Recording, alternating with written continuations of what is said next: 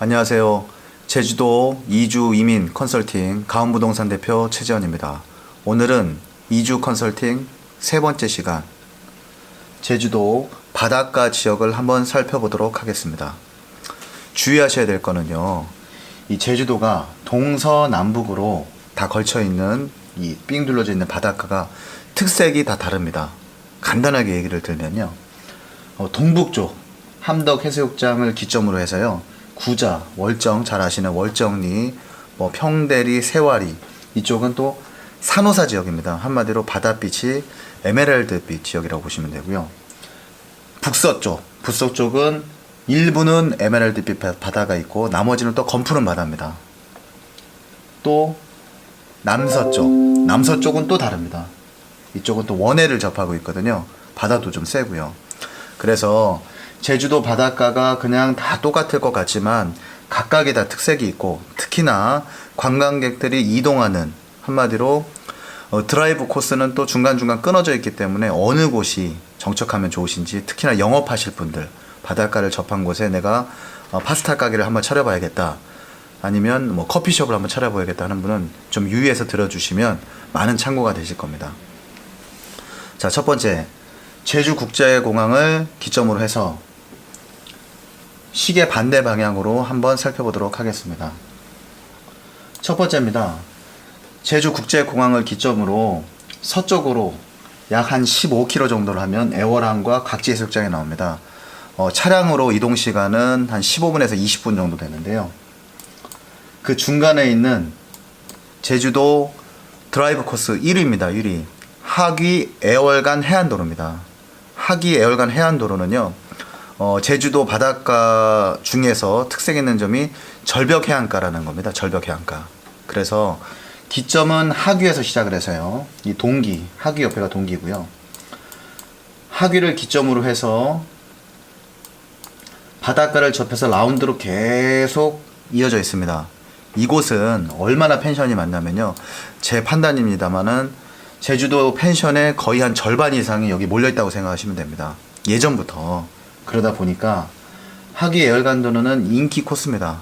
특히나 실컷 제주도 관광을 하시고 나서 공항을 가시기 전에 잠깐 들리는 드라이브 코스이기도 하고요.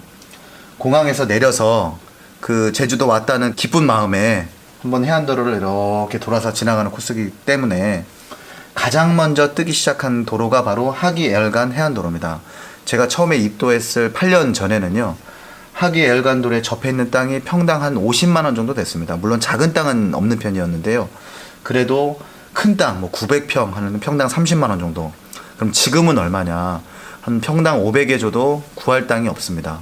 여기서 유의하실 점, 가장 큰 유의하실 점은 현재 하귀 애월간 해안도로에는요, 오수관이 연결이 되어 있음에도 불구하고 일반 음식점을 차리실 수가 없습니다.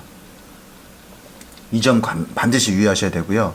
지난 시간에 부동산 거래 사고 유형, 그 7가지 중에서도 나오는 내용입니다. 마지막 내용에. 그래서 반드시 하귀 애월간도로가 되어 있고 여기 일반 음식점 차리면 되겠다, 오수관 연결되어 있네, 이렇게 단순하게 접근하시면 안 되고요. 지금 제주도는 해안도로로 대부분 일반 음식점은 허가가 굉장히 타이트합니다. 이 점 반드시 명심하셔야 되고요. 자, 두 번째로 하귀 애월간 도로를 쭉 지나시다 보면 애월항에서 딱 끊어집니다. 그러면 다시 연결되는 부분은요, 애월리, 그러니까 애월항 인근에 애월읍사무소가 있는 이쪽 인근을 지나고 나면 다시 어디서부터 이어지냐면 곽지 해수욕장부터 또 이어지게 됩니다. 근데 여러분들 많이 알고 계시죠? 이효리 연예인 때문에 가장 뜨게 된 함담 해변. 잠깐 사담을 드리자면, 이 토비스 콘도가 있는 함담 해변은요, 사실은 8년 전만 해도 알려져 있지 않았습니다. 그래서 제가 한 2, 3년 동안은 곽지 해수욕장은 또 해수욕장이고 사람이 많다 보니까 동네 사람한테 들었었거든요. 여기 동네 사람들 그냥 다니는, 해수욕을 다니는 아주 작은 포구가 있는데 너무 좋다. 그래서 접하게 된 데가 바로 함담 해변인데, 이렇게 뜰 줄은 몰랐던 거죠. 지금 함담 해변은 땅이 없고요, 만약에 나온다면 1000만원 이상 불러도 거래를 안 하실 겁니다. 토지주가. 그 정도로 뜬 마을이고요. 일주도를 따라서 곽지 해수욕장을 지나고 다시 해안도로가 나오는데요. 그 해안도로는 바로 귀덕에서 한림까지 이어지는 귀덕 한림 해안도로입니다. 애초에 제가 부동산을 시작했을 당시 하기 애월간도로가 너무 급작스럽게 발전을 하고 토지 가격이 50만원 정도 하던 게 갑자기 200씩 뭐 4배씩 뛰다 보니까 고정되어 있는 자본으로 해안도로에 있는 카페 부지나 일반 음식점 부지를 찾지 못하시는 분이 차선책으로 찾던 데가 바로 귀덕 한림간 애안도로입니다.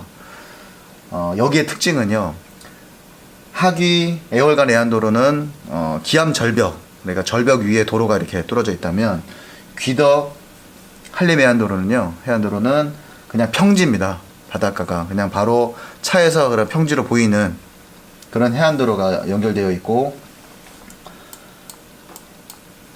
바다 색깔은 중간중간 섞여 있습니다. 에메랄드빛 바다도 보이고 산호사가 섞여 있다는 얘기죠. 그냥 검푸른 바다도 보입니다. 이제 귀덕에서 한림까지 이어지는 해안도로 옆편에도요, 땅을 사시기가 정말 힘듭니다. 특히나 하기 애월간 해안도로, 귀덕 한림간 해안도로에는요, 자연 녹지도 별로 없습니다. 보통 생산 녹지 아니면 보전 녹지이기 때문에 건폐율이 20%밖에 안 나온다는 거 꼭 명심하셔야 되고요. 대신에 공항과 가깝고 바다색도 아름답고 드라이브 코스하기 좋기 때문에 로드 손님을 유치하기는 이곳이 가장 좋습니다. 그러면 이제는 어느 해안도로가 뜨느냐? 한림항을 지나서 또 끊어집니다. 한림까지만 해안도로가 이어졌고요. 다시 끊어졌다가 월령서부터 해안도로가 다시 이어집니다. 그러면 여기는 특별하게 해안도로 이름은 없는데요. 그냥 뭐 가칭을 하자면 월령에서 한 판포 또는 두모 신창까지 이어지는 해안도로라고 보면 되겠네요. 근데 여기는 일주도로임에도 불구하고 바다를 접하고 있는, 지금 보시죠.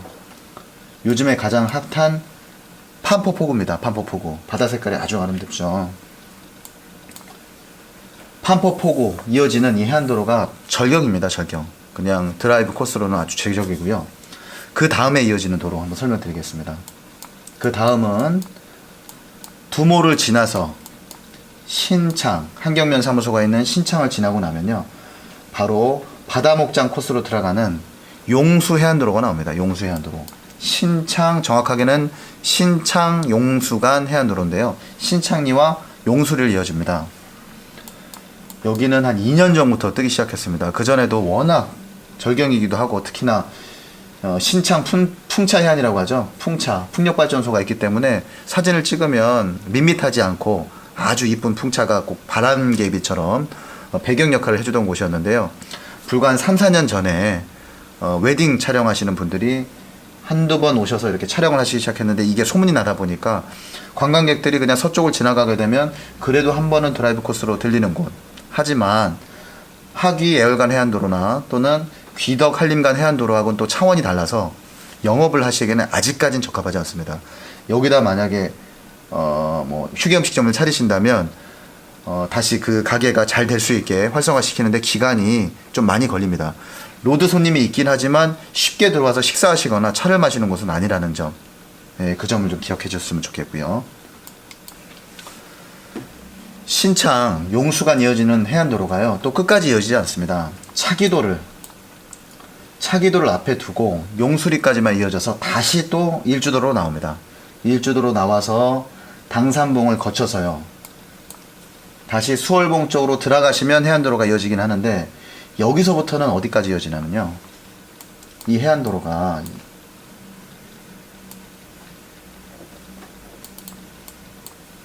중간에 별로 끊어지는 곳이 없이 대정읍을 걸쳐서 계속 이어집니다. 근데 여기는 뷰가 그렇게 아름답지는 않습니다. 왜냐면 보시는 바와 같이 대부분 양식장 지역입니다. 여기 보이시죠? 뭐 제익수산, 장원수산, 동현수산, 중간중간에 펜션이 있긴 한데요, 보시는 것처럼 양식장에 둘러싸여져 있는 펜션이다 보니까 뷰가 그렇게 좋지는 않습니다. 그러니까 뷰는 좋은데, 말을 말씀을 잘못 드렸네요. 뷰는 좋은데 주변 여건이 그렇게 이쁘진 않아요. 근데 요즘 추세가 또 한가로운 바닷가를 좋아하시거든요. 한적한 장소를. 그러다 보니까 해안도로가, 신창 용수간 해안도로는 벌써 3년 전부터 소문이 났다고 말씀드렸죠. 이쪽은 불과 한 2년 또는 한 1년 전부터 돌고래를 또 볼 수 있는 곳이기도 하거든요. 그러다 보니까 드라이브 코스로 명성까지는 아니지만 그래도 한 번 정도는 들리는 코스다. 근데 흥미로운 거는요, 해가 질 때 영랑리, 이쪽 영랑리나 일과리 쪽 또는 신도리를 거쳐서 수월봉을 거쳐서 이 한도로에 가시면, 해가 질 때 가시면 돌고래를 반드시 보실 수가 있습니다. 보시는 방법은 간단한데요, 계속 가시다 보면 사진 촬영하시는 분이 있습니다. 돌고래 전문으로 찍는 분도 계시고, 또는 렌터카들이 허자 넘버가 몇 대가 모여가지고 바다를 응시하고 있으면 돌고래를 보고 있는 곳입니다.